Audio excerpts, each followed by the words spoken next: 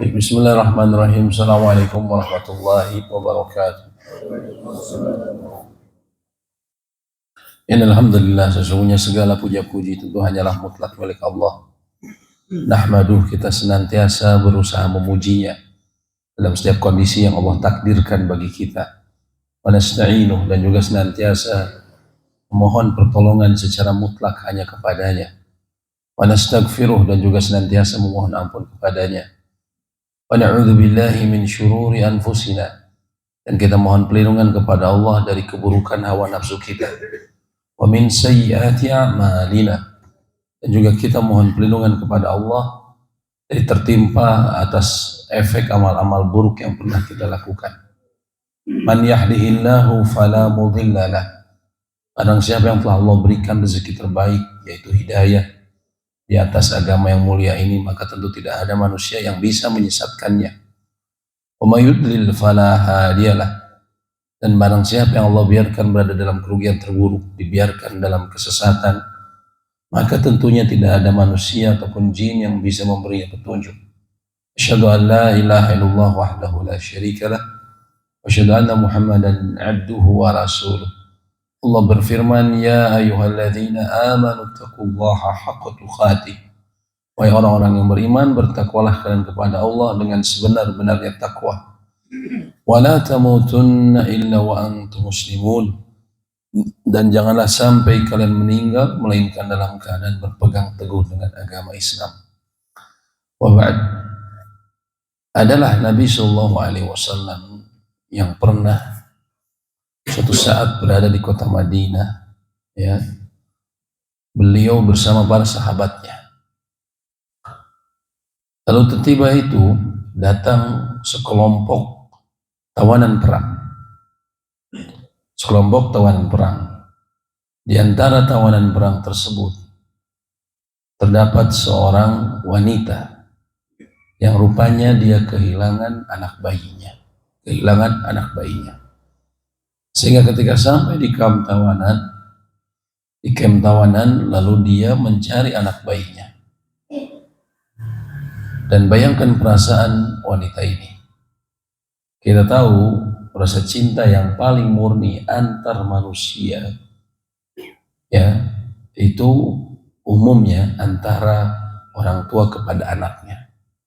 Bisa dikatakan rasa cinta paling murni anak orang tua kepada anaknya. Dan di antara orang tua sama anaknya, yang paling besar rasa cintanya adalah ibunya. Kita semua merasakan, terutama kita yang sudah menjadi punya anak, Pak, ya. Dan bayangkan seorang ibu, dia kalau kita lihat fase yang paling dia mencintai anaknya, tentu ketika anaknya masih bayi.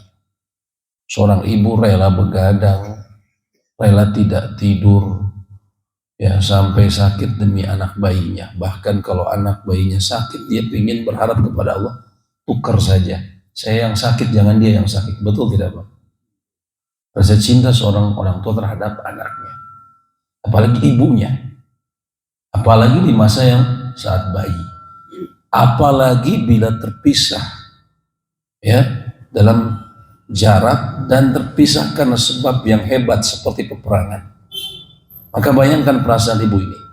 Dia kehilangan anak bayinya, sehingga ketika dia masuk kamp tawanan, dia melihat bayi-bayi yang ada, dia ambil bayi tersebut, lalu dia dekap terlebih dahulu, dia susui, baru dia lihat, oh ternyata bukan anak saya.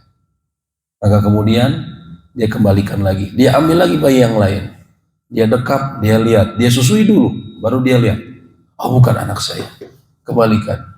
Dan begitu dia mencari anak bayinya. Bayangkan perasaan dia saat itu. Nabi SAW ketika melihat itu berkata kepada para sahabatnya yang mulia, Aturawna hadhihi tarihatan waladaha finnar. Bagaimana menurut kalian?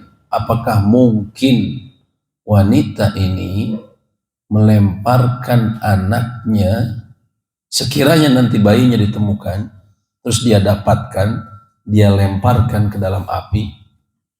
La wallahi, tidak, demi Allah ya Rasulullah, tidak mungkin. Bagaimana seorang ibu punya anak bayi terpisah, dari tadi nyari ketemu, begitu ketemu terus dilemparin, tega dilemparkan, nggak mungkin ya Rasulullah.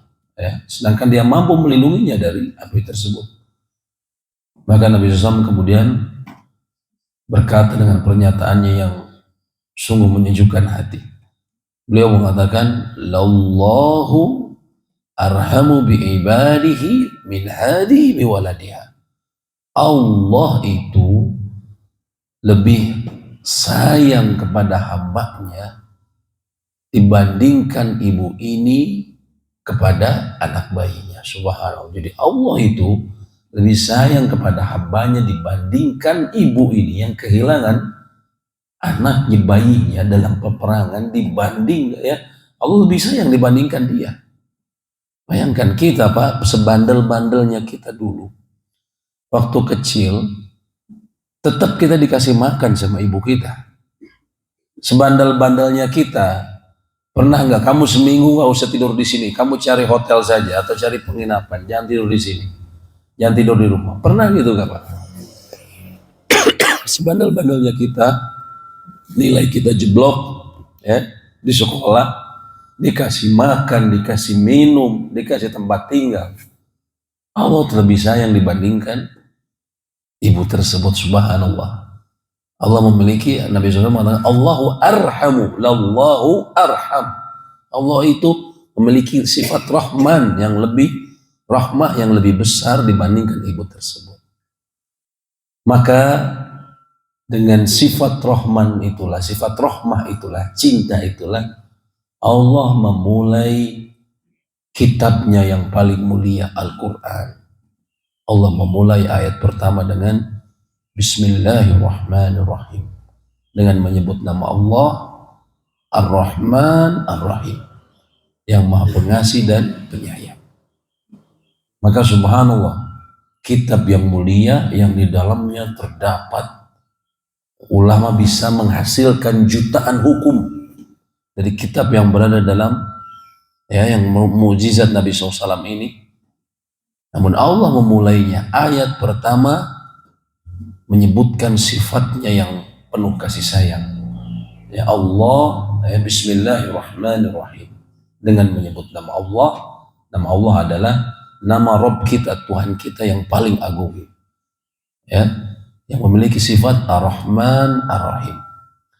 Para ulama menyebutkan, ya, Ar-Rahman sama Ar-Rahim, mereka berbeda pandangan. Apa bedanya? Tapi asal katanya sama-sama dari rahmah, dari cinta, dari kasih sayang.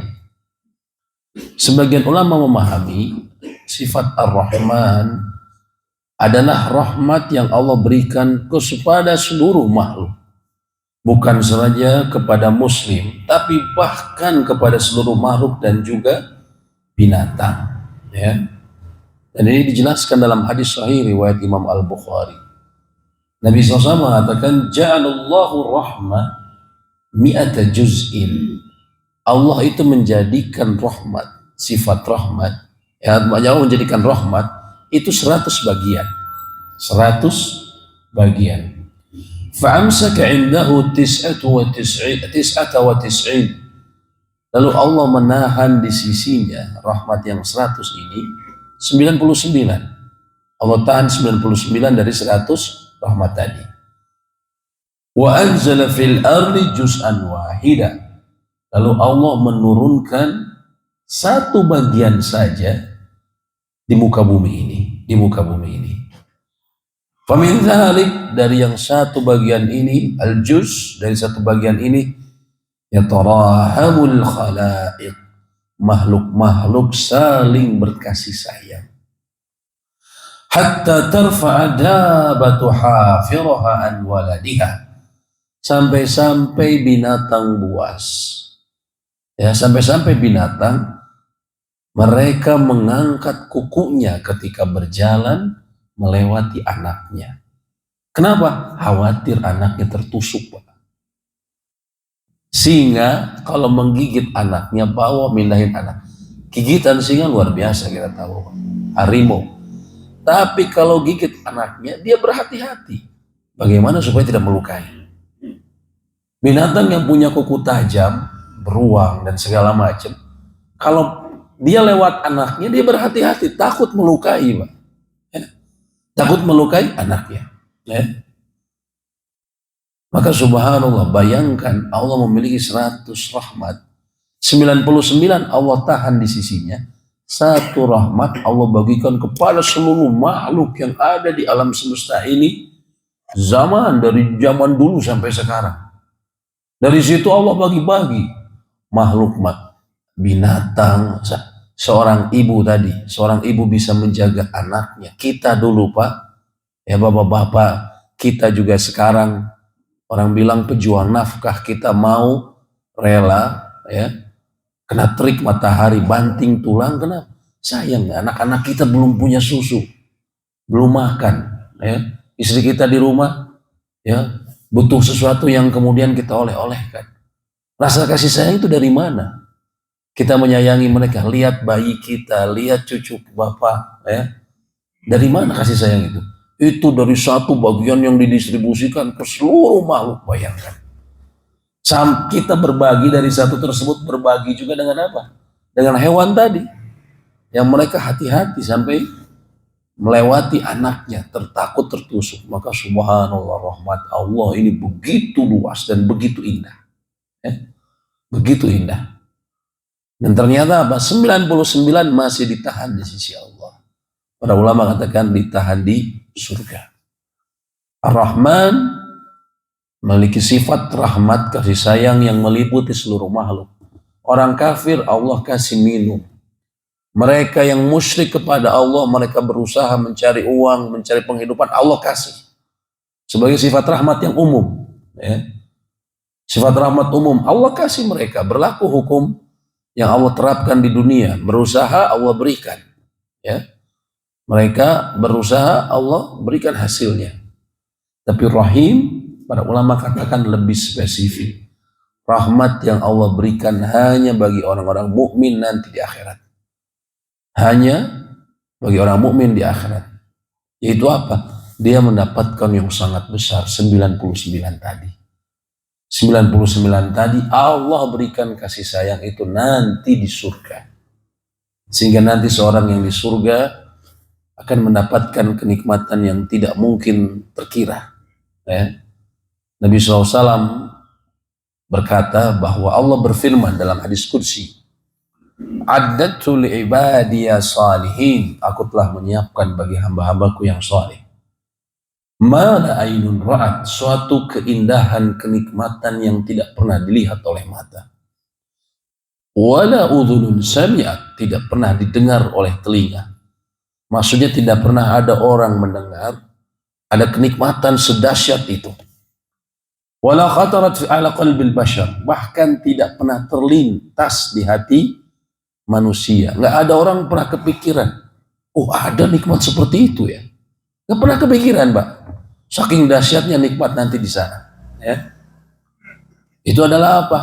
Itu adalah bagian dari rahmat Allah nanti di surga. Seseorang mendapatkan sesuatu yang tidak mungkin terbayangkan oleh dia. Kenikmatan demi kenikmatan. Subhanallah. Maka sifat rahmat itu yang Allah berikan hanya bagi kaum mukmin di akhirat. Maka bagi zat yang memiliki keagungan dan juga sifat kasih sayang yang luar biasa ini, ya, maka dialah yang paling mendapatkan atau dialah yang berhak satu-satunya mendapatkan pujian paling sempurna. Makanya kita mengucapkan alhamdulillah, alhamdulillahi rabbil alamin. Segala puji bagi Allah, Rabb semesta alam. Kalau kita mau mentadaburi ayat tersebut, ya, kalau kita mau membaca dengan baik dan tadaburi, maka mungkin bisa jadi kita seperti Syekh Shuraim, Su'ud Ashuraim, salah seorang imam Masjidil Haram. Pernah satu ketika dia mimpin sholat, baru saja dia bicara alhamdulillah, baru saja dia membaca alhamdulillahi rabbil alamin arrahmanir rahim maliki yaumiddin. Tertahan dia. Lalu apa? Menangis, subhanallah. Iya, tertahan dia lama. menangis dia saat membaca itu. Subhanallah. Kenapa? Karena dia membacanya dengan tadabbur, dengan penghayatan. Maka kita membaca Bismillahirrahmanirrahim, maka kita tadaburi bahwa Allah ini zat yang memberikan begitu banyak kenikmatan, dan oleh karena itu alhamdulillahirabbil alamin. Segala puji baginya yang telah memberikan kita segala sesuatu. Dengan kasih sayangnya Allah melahir atau jadikan kita lahir di muka bumi ini. Kita mendapat orang tua, kita kemudian dibesarkan orang tua kita dengan sehat. Allah berikan kita kemudian masa kecil. Allah berikan kita kesempatan untuk belajar, ya, untuk sekolah, mengenal orang-orang, mengenal saudara kita. Allah berikan kenikmatan kita belajar agama dan seterusnya. Maka kita ucapkan alhamdulillah, segala puji Allah dari berbagai sisinya. Ya, pujian yang mutlak. Bagi siapa? Lillahi rabbil alamin. Ada kata Rabbul alamin, Rabb semesta alam. Kalau kita baca terjemahan Al-Quran, kata Rabb ini seringkali, jadi begini Pak, bahasa Indonesia ini tidak memiliki kosakata sebanyak bahasa Arab. Bahasa Inggris yang digunakan secara internasional, UNESCO pernah mengeluarkan penelitian. UNESCO kan berurusan dengan budaya ya, Badan PBB yang berhubungan dengan budaya. Mungkin bapak-bapak ada yang tahu, jemaah ada yang tahu, bahasa Inggris itu memiliki berapa kosakata yang tidak berulang, Pak? Ini bahasa internasional ya. Mungkin ada yang tahu berapa, Pak? Kira-kira berapa? Berapa kosakata yang tidak berulang? Hitungannya ratusan ribu. Bahasa Inggris itu memiliki kosakata yang tidak berulang 300.000. Bahasa Inggris 300.000 yang tidak berulang. Ya. Sekarang saya tanya, bahasa Arab berapa kosakata yang tidak berulang? Dalam bahasa Arab kosakata yang tidak berulang ada berapa? Kira-kira berapa Pak? 12 juta. Bayangkan, satu 300.000, satu 12 juta. Jadi bayangkan betapa kayanya bahasa Arab. Sehingga apa? Kata para ulama, menerjemahkan bahasa Arab itu tidak mudah. Seperti air di wadah yang besar dimasukin ke gelas yang kecil. Apa cukup? Enggak, tumpah. Akhirnya apa? Banyak yang kata yang diterjemahkan tidak sempurna. Ya. Karena kosakata bahasa Arab itu sangat luas. Ya. Orang Arab bisa bilang singa, itu orang bilang ke anak-anak kita, singa itu apa nak? Asadun. Katanya. Asad. Apa cuma itu? Enggak, Pak. Singa itu punya 50 kosakata. Ada Laith, ada Haidar, ada Usama. Itu nama-nama singa. Nama-nama singa. Ya. Pedang. Pedang dalam bahasa Arab, kata para ahli ilmu, itu kalau ditelusuri ada 500 kata pedang. Karena sesuatu yang diagungkan, sesuatu yang dianggap besar dalam bahasa orang Arab, itu kosakatanya banyak. Ya. Pedang, safe. Kalau buat besinya dari India, Muhannad, ya, banyak namanya. Begitu pula dengan Rob. Kalau di terjemahan kita baca terjemah, Rob itu maknanya adalah Tuhan. Terus kita baca juga nanti surat Al-Baqarah 255, surat ayat kursi. Allahu la ilaha illa huwal hayyul qayyum. Allahu la ilaha illa huwa. Allah tiada Tuhan selain Dia. Sama terjemahannya Tuhan. Satu ilah, satu Rob. Sama terjemahannya Tuhan. Kalau bahasa Arab tadi kompleks. Ternyata tidak sama Pak, menurut ahli bahasa Arab dan juga ahli ulama akidah. Kalau ilah maknanya adalah al-ma'bud, al-ma'luh. Zat yang diibadahi, yang disembah lah bahasa gampangnya. Diibadahi. Itu kalau ilah, lebih spesifik kata ilah itu makluh yang diibadahi. Adapun Rob itu mengandung 3 makna utama. Mengandung 3 makna utama. Ya. Yaitu apa? Allah adalah Rob al-alamin. Ya. Al-alamin artinya semua selain Allah, al-alam namanya. Semua selain Allah. Rob itu mengandung 3 makna utama. Yang pertama adalah Allah adalah Al-Khaliq, pencipta. Rob itu artinya berhubungan dengan khalqu, dengan penciptaan. Berhubungan dengan penciptaan sehingga Allah adalah Al-Khaliq, pencipta. Yang kedua makna Rob berhubungan dengan Al-Milk, dengan kepemilikan, sehingga Allah adalah Al-Malik, pemilik mutlak semua yang ada di alam semesta. Bukan pemilik temporer, seperti seorang punya tanah, punya dokumen bahwa dia memiliki tanah tersebut, dokumennya kuat, sertifikatnya kuat, dan dia orang yang memiliki jabatan. Kalau dia meninggal sudah hilang kepemilikan dia, pindah langsung ke ahli waris. Itu pun kalau tidak diserobot orang, itu kan. Tapi pemilik sejati adalah Allah, semua yang di alam semesta ini. Yang ketiga, makna Rob berhubungan dengan tadbir, dengan pengaturan. Sehingga Allah adalah Al-Mudabbir. Allah pengatur secara mutlak yang ada di alam semesta ini. Tidak ada satupun daun yang jatuh dari sebuah pohon kecuali dengan ketentuan dan ilmu Allah. Ini harus kita yakini dengan baik. Semua yang terjadi di alam semesta itu tidak luput dari pengaturan Allah. Kadang orang kita kalau mengalami sial baru menyandarkan itu kepada Allah. Kalau sukses, oh ini karena usaha saya. Saya pintar, saya punya latar background pendidikan yang bagus, ya, punya koneksi yang luas, ya. Tapi kalau sudah sial, ini takdir mungkin ya. Seluruh yang terjadi itu Anda sukses, Anda pintar, juga bagian dari takdir Allah. Allah yang mengatur, mudabbir. Maka kita ketika mengucapkan Alhamdulillahirabbil alamin, segala puji bagi Allah, ya, dengan pujian yang mutlak bagi pencipta, pemilik dan pengatur al-alam, alam semesta ini. Ya. Dan alam adalah semua tadi di luar Allah. Kadang orang suka salah faham, bahkan salah fahamnya fatal. Kalau terjadi bencana, sering bilang alam telah murka. Alam menunjukkan kuasanya. Emang Tuhan, alam ini siapa? Tuhan kok bisa kemudian mengatur dirinya sendiri? Ya. Alam ini sama kayak kita, makhluk. Allah perintahkan berguncang-berguncang, gempa. Allah perintahkan laut, kemudian tsunami. Allah perintahkan. Mereka semua adalah hamba. Semua yang di alam semesta ini, alam selain Allah adalah alam. Artinya apa? Gunung, lautan, itu ada pemilik, ada pencipta dan pengaturnya, yaitu siapa? Allah.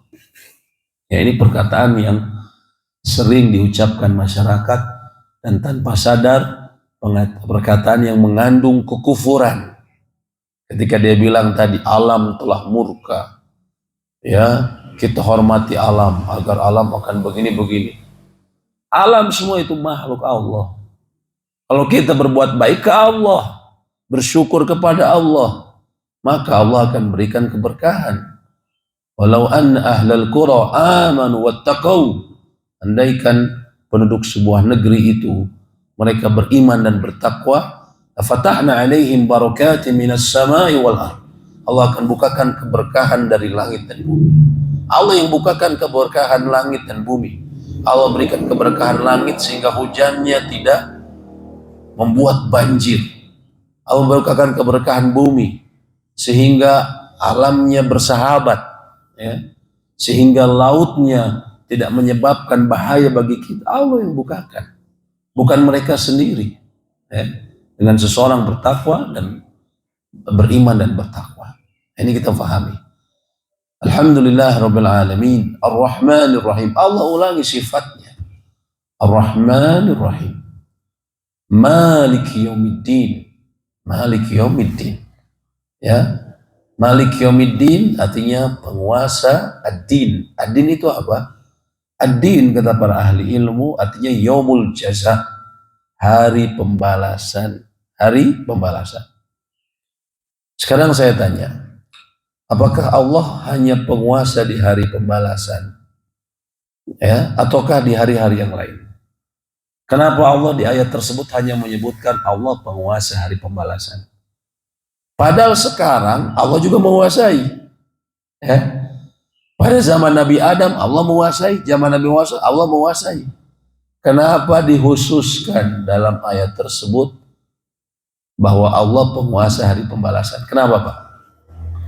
Silakan, mungkin jemaah ada yang bisa kasih masukan. Kenapa Allah menyebutkan bahwa Allah penguasa hari pembalasan? Padahal Allah penguasa di semua hari. Kenapa dikhususkan? Kenapa sih? Kenapa Allah menguasai hari pembalasan? Kenapa Pak? Para ahli ilmu katakan, waktu di dunia, orang yang mengaku sebagai penguasa yang kuat, ya, sebagai penguasa yang tidak terkalahkan, raja di raja, itu banyak Pak, zaman ke zaman. Itu banyak. Bahkan apa? Yang mengaku Tuhan pun ada. Betul tidak? Yang mau Tuhan pun ada. Ya. Yang menguasai hari yang menguasai apa namanya? Alam. Ya, mohon maaf ya, mungkin bapak-bapak yang senior tahu. Saya ingat nenek saya pernah cerita, dia pernah hadir pidatonya presiden pertama kita dulu di Bandung Selatan. Waktu lu lagi di puncak-puncak kekuasaannya. Ya. Allahu alam, cuman katanya dikatakan waktu itu sudah takabur. Dia bilang bahwa saya ini menguasai alam Indonesia. Semuanya saya kuasai begini-begini. Muncul sifat takaburnya ya. Nah yang kayak seperti itu kan banyak Pak. Ya, semoga Allah mengampuni beliau. Ya, rahimahullah. Tapi yang mengaku seperti itu kan banyak. Raja di raja, saya ini penguasa, ini dan itu. Tapi yang nanti di hari kiamat, hari pembalasan, Allah sebutkan dalam surat An-Naba, ya, bahwa mereka la yatakallamun, mereka semua nggak ada yang bicara, ya, illa man adzina lahu rahmanu wa qala shawaba, kecuali yang Allah izinkan dan hanya berkata yang benar. Artinya semua orang mengaku saya begini, saya begitu, saya begitu. Di dunia ya, hari ini, hari kemarin, besok ada orang kayak gitu. Tapi nanti hari Yaumuddin gak ada yang bisa mengklaim saya penguasa, gak ada. La yatakallamun, semuanya gak ada yang bicara. Sampai-sampai malaikat yang memiliki jasad yang sangat agung besar saja, la yatakallamun, gak ada yang bicara saat itu. Ya. Saat itu juga ketika terjadi kiamat, setelah semua makhluk mati, Allah akan genggam langit dan bumi. Allah akan lipat. Lalu Allah akan berfirman, limanil mulkul yaum, siapakah pemilik kerajaan pada hari ini? Limanil mulkul yaum, siapakah pemilik kerajaan pada hari ini? Nggak ada yang jawab, karena semua mati. Tapi Allah ingin menunjukkan kekuasaannya. Dan Allah sendiri yang akan menjawab, lillahil wahidil qahhar, milik Allah yang maha esa dan maha perkasa. Makanya dalam ayat tersebut Allah khususkan Malik Yaumiddin, Allah penguasa hari pembalasan. Karena nggak ada yang bisa mengklaim bahwa dia menguasai hari pembalasan, hanya Allah. Dan Allah lah sebenar-benarnya pemilik hari itu dan juga hari-hari yang lain.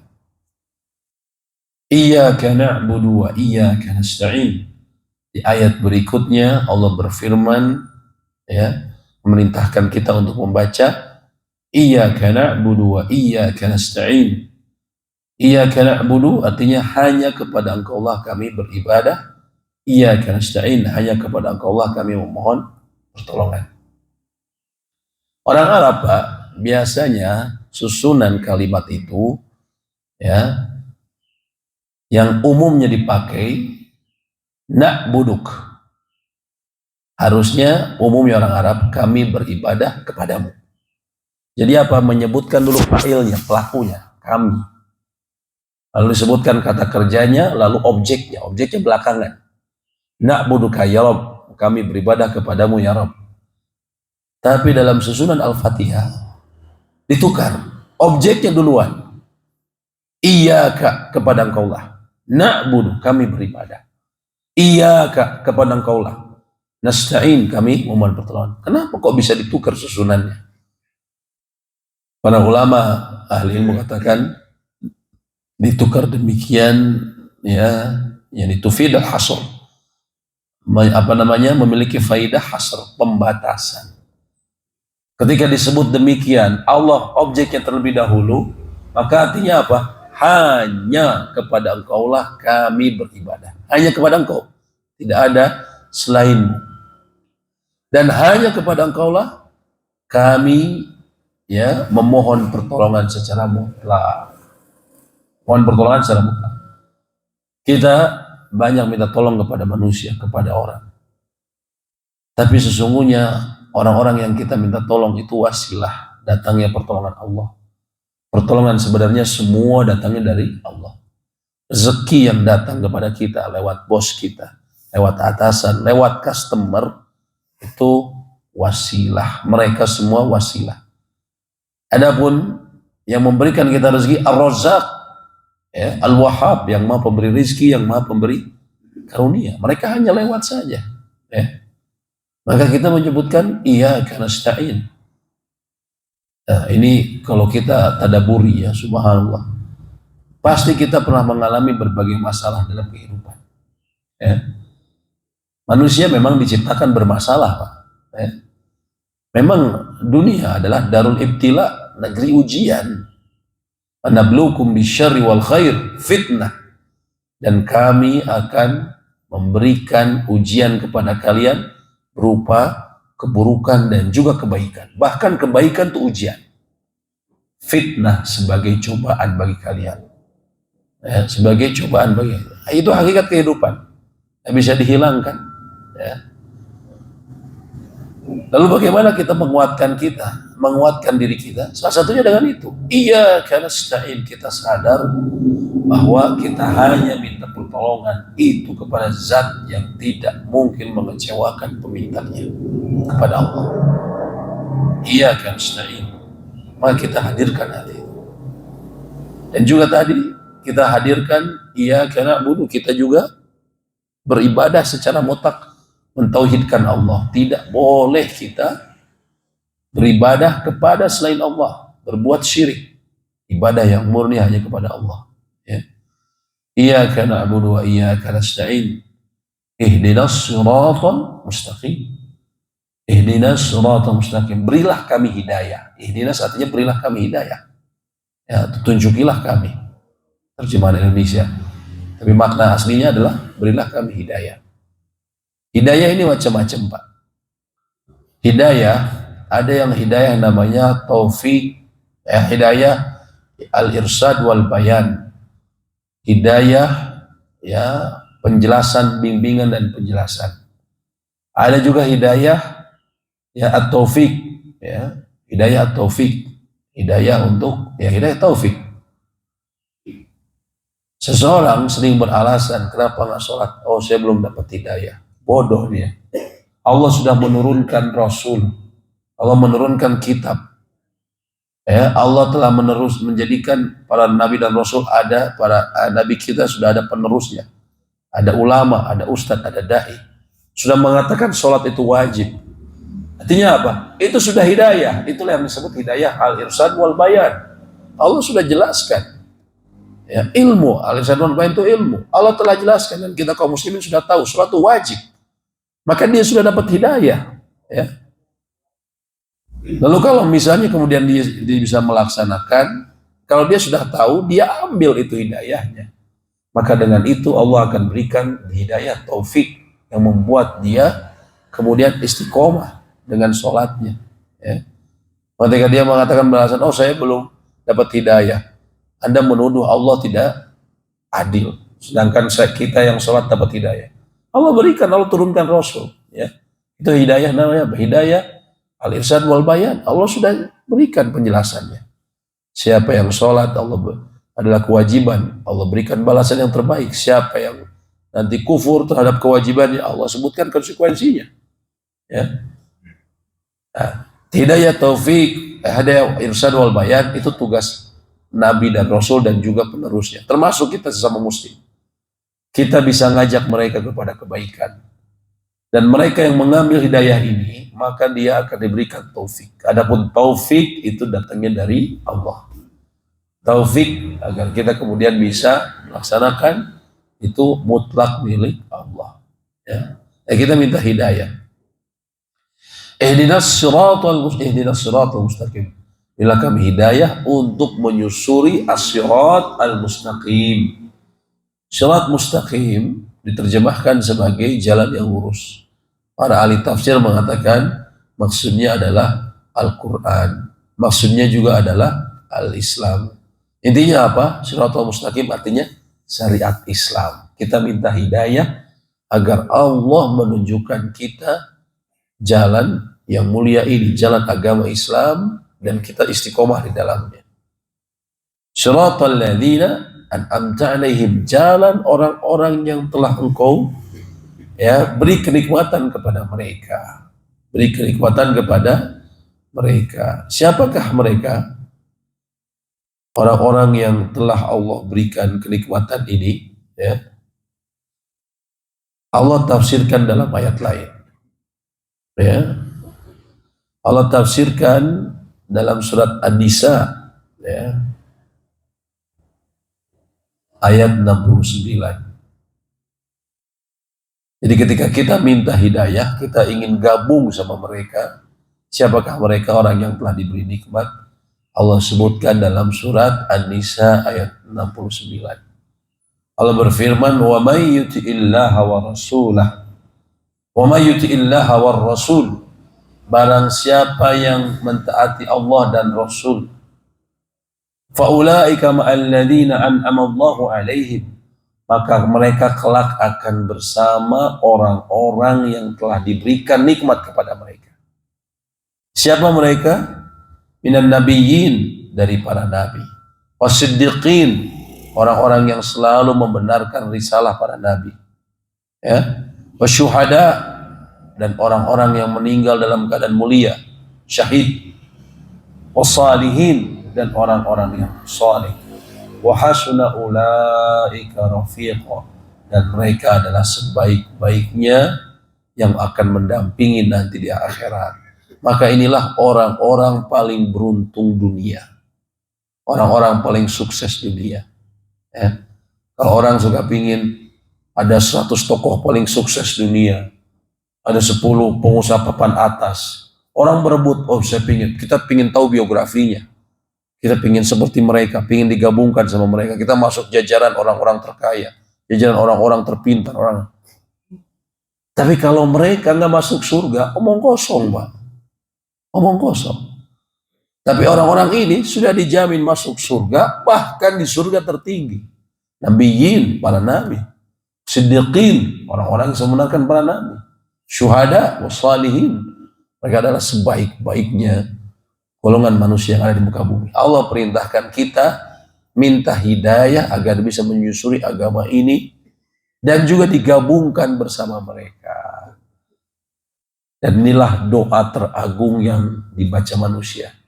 Syekhul Islam Ibnu Taimiyah mengatakan doa yang paling agung yang dipanjatkan manusia adalah minta hidayah, bukan minta kesehatan, bukan minta rezeki.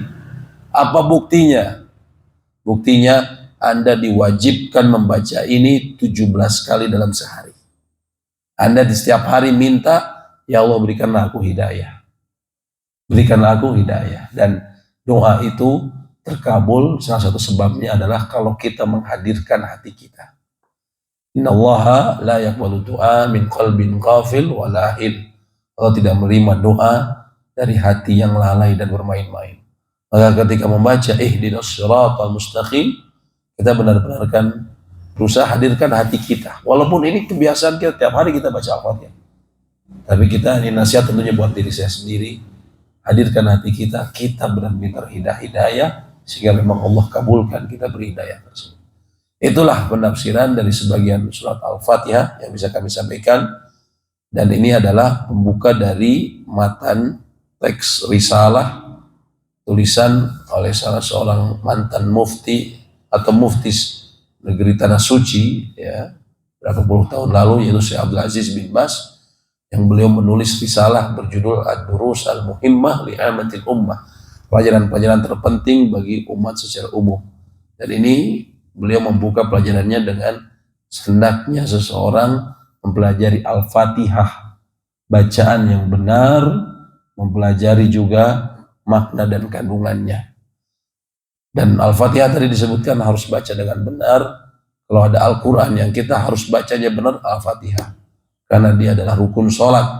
Kalau bacaannya salah, maka bisa tidak sah sholat kita. Ya.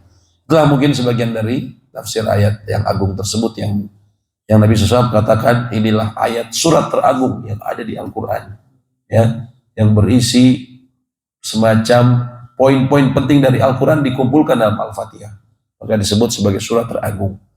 Demikian mungkin yang bisa kami sampaikan karena waktu sudah menunjukkan pukul 6. Apabila ada diskusi atau pertanyaan, kami persilahkan.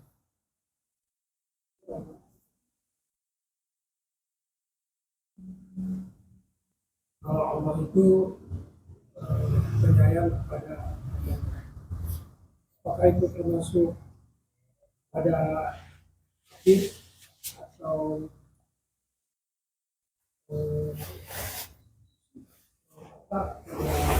kaum yang bukan muslim?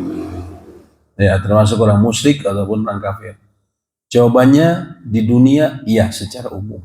Itu yang tadi disebut kita Ar-Rahman menurut sebagian ahli tafsir. Ya, karena memang ahli tafsir berbeda pandangan mengenai makna Ar-Rahman Rahim. Tapi ini sebagian di antara penafsiran populer, bahwa Ar-Rahman itu lebih spesifik kepada makna rahmat Allah bagi seluruh makhluk. Sehingga apa? Sehingga tadi orang kafir dikasih minum, kemudian orang kafir bekerja dikasih balasannya, tapi kasih sayangnya sebatas itu saja, sebatas Allah berikan dari usaha mereka di dunia, ya. Tapi cinta sejati tidak Allah berikan kepada mereka, terutama nanti di akhirat, kehidupan yang sebenarnya mereka sama sekali tidak mendapat bagian, ya, seperti itu. Adapun amal-amal mereka yang telah mereka lakukan di dunia, mereka juga dulu berbuat baik misalnya, ya.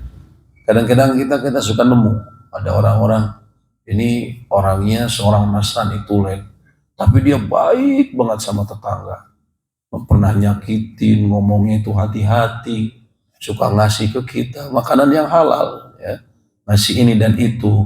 Kalau nyumbang untuk acara-acara di masyarakat selalu gede, orangnya menolong, tapi sayangnya dia Kristen.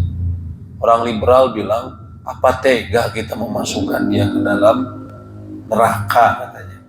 Ya, sampai ada orang yang katanya ahli dalam bidang terorisme di Indonesia, dia bilang Thomas Alva Edison itu punya jasa besar, dia buat apa lampu kan. Sekarang kita pengajian bisa subuh, bisa maghrib, isya, sholat berjamaah, lampu lewat jasa dia. Apa kita tega masukkan dia dalam neraka? Kata dia gitu. Ya. Apa kita tega menganggap dia tidak dapat rahmat Allah?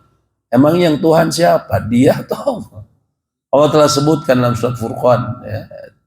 Dalam surat Al-Furqan Allah sebutkan, wa qadimna ma amilu min amalin. Kami kelak akan hadapkan kepada mereka amal-amal mereka di dunia. Nanti di akhirat diperlihatkan. Nih kamu Thomas, ya Allah alam. Tapi disebutkan Thomas Alva Edison bisa jadi diperlihatkan amalnya dulu dia. Dengan lampu kamu bisa menerangi ini. Sebenarnya kalau mau ngomong Thomas Alva Edison, ada yang lebih berhak lagi, James Watt menemukan listrik katanya. Ya. Ini menemukan listrik, jadi bisa pengajian, bisa sekolah, bisa lancar. Kita bisa pakai mic, ada listrik. Qadimna ma'amilu min amai, kami perlihatkan amal-amal. Faja'alnahu haba'an manthuro. Tapi kami kelak akan jadikan mereka amal tersebut haba manthuro, habar yang tersebar. Haba itu apa Pak? Haba itu Pak, kalau kita di ruangan gelap, tiba-tiba ada secercah cahaya, lagi pagi-pagi nih. Kamar kita lagi gelap, mungkin nggak kena matahari langsung, tapi ada ya cahaya yang masuk mungkin lewat jendela. Lalu ketika ada cahaya yang masuk itu kan kontras ya, jadi kita bisa ngelihat di cahaya. Tiba-tiba ada yang terbang kan juga ada, atau semacam debu yang terbang. Itulah haba. Jadi bayangkan jadi sia-sia, jadi debu yang sia-sia. Kami jadikan debu yang berterbangan, nggak ada nilainya di sisi Allah. Kasih sayang Allah sudah hilang. Maksudnya kasih sayang Allah tidak berikan di hari akhir. Kasih sayang di dunia hanya diberikan sebatas sama mereka saja. Karena dunia bagi di sisi Allah tidak lebih berharga dibandingkan sayap nyamuk, sehingga Allah berikan kepada mereka. Ya, Allahu a'lam bishawab. Silakan bila ada diskusi lagi. Ya. Mungkin sedikit saya ingatkan, dari Syekh Abdul Aziz bin Bas menyebutkan hendaknya kita membaca Al-Fatihah ini dengan benar. Ya. Contohnya karena ya disebabkan karena ini adalah jumhur ulama mengatakan, mayoritas ulama mengatakan Al-Fatihah adalah rukun sholat, yang sholat seseorang tidak sah tanpanya, khususnya buat imam dan munfarid, imam dan orang yang sholatnya sendiri, itu rukun. Ya. Kalau makmum dia khilaf, berbeda pandangan ulama, tapi imam dan makmum jumhur ulama mengatakan dia hukumnya rukun. Maka bacaannya harus benar. Kalau ada tasydid harus dibaca dengan tasydid.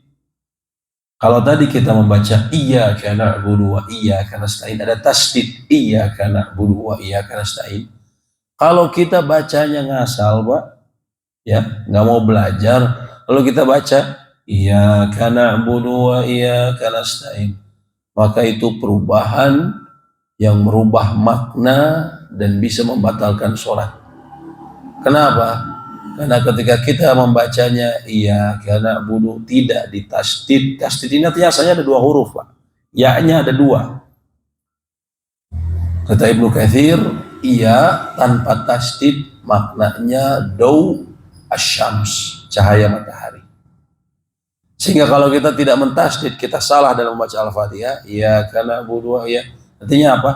Kepada cahaya matahari mula kami beribadah, dan kepada cahaya matahari mula kami memohon pertolongan. Bagaimana, Pak? Ya, fatal sekali maknanya, berubah.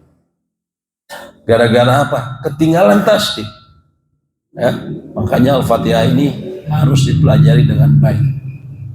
Ya, kata para ulama, kalau imamnya salah baca Al-Fatihah harus dikoreksi. Wajib hukumnya makmum mengkoreksi.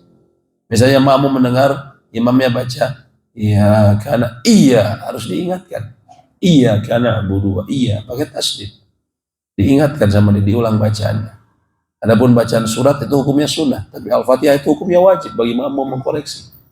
Ya, bahkan para ulama katakan kalau imamnya salah membaca Al-Fatihah sudah dibenarkan masih ngotot, ternyata juga di rakaat kedua masih demikian, maka seorang makmum sholat mufarroqoh, memisahkan diri.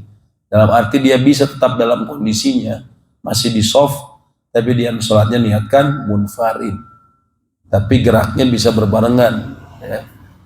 Takut menimbulkan fitnah, tapi dia sholatnya sendiri. Kalau imam meninggalkan Al-Fatihah dengan benar, kenapa? Karena dia rukun.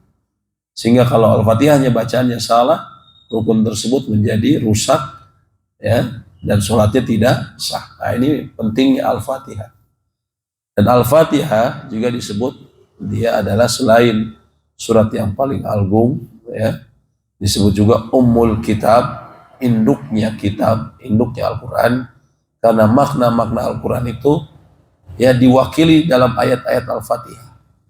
Juga dia disebut Ar-Ruqyah, Ar-Ruqyah, Ar-Ruqyah, ya. Jadi Al-Fatihah juga disebut Ar-Ruqyah. Kenapa? Karena dia bisa digunakan sebagai ruqyah. Ya, salah seorang sahabat pernah mereka mendatangi suatu daerah, mereka tidak punya kehabisan makanan, maka mereka minta kepada kabilah yang ada di sana untuk memberikan mereka makanan kambing. Nah, itu wajar. Kalau zaman dulu itu, tentu tidak ada restoran, tidak ada apa. Kalau mereka perjalanan, mereka minta makanan, maka mereka tidak memberi kabilah ini. Tapi kemudian kepala kabilah mereka sakit. Terus mereka bilang, kalau engkau bisa sembuhkan, maka kami akan memberimu kambing. Ya. Akhirnya dia ruqyah dengan membaca Al-Fatihah. Ternyata biiznillah sembuh. Dibacakan Al-Fatihah di tubuhnya, di ruqyah. Ternyata kepala kabilah ini sembuh, lalu dia memberikan sejumlah kambing. hal tersebut dilaporkan kepada Nabi SAW. Lalu beliau mengatakan, dari mana kalau kalian mengetahui bahwa Al-Fatihah itu ar-ruqyah, bahwa dia bisa dipakai untuk ruqyah? Maka beliau meminta bagian dari kambing tersebut. Sehingga para ulama katakan Al-Fatihah memiliki nama ar-ruqyah, yang artinya kita bisa pakai ruqyah. Ya, ada hadis yang disebutkan dalam Tabrani, kata ulama Mesir namanya Abu Ishaq Al-Huwaini, ketika Al-Fatihah sahabat tadi itu membacanya 7 kali, dibacakan kepada orang tersebut. Ya. Nah, jadi Al-Fatihah juga adalah ayat-ayat ruqyah. Seperti itu. Allahu a'lam bishawab. Demikian mungkin yang bisa kami sampaikan. Semoga memberikan manfaat dan semoga Allah menerima amal ibadah kita dalam majelis ini dan mengampuni dosa dan kesalahan kita. Allahumma anfa'na bima 'allamtana wa 'allimna ma yanfa'una wa zidna 'ilma. Allahumma inna nas'aluka al-huda wat-tuqa wal-'afafa wal-ghina. Rabbana atina fid dunya hasanah wa fil akhirati hasanah wa qina adzaban nar. Subhanakallahumma wa bihamdik, asyhadu an la ilaha illa anta, astaghfiruka wa atubu ilaik. Assalamualaikum warahmatullahi wabarakatuh.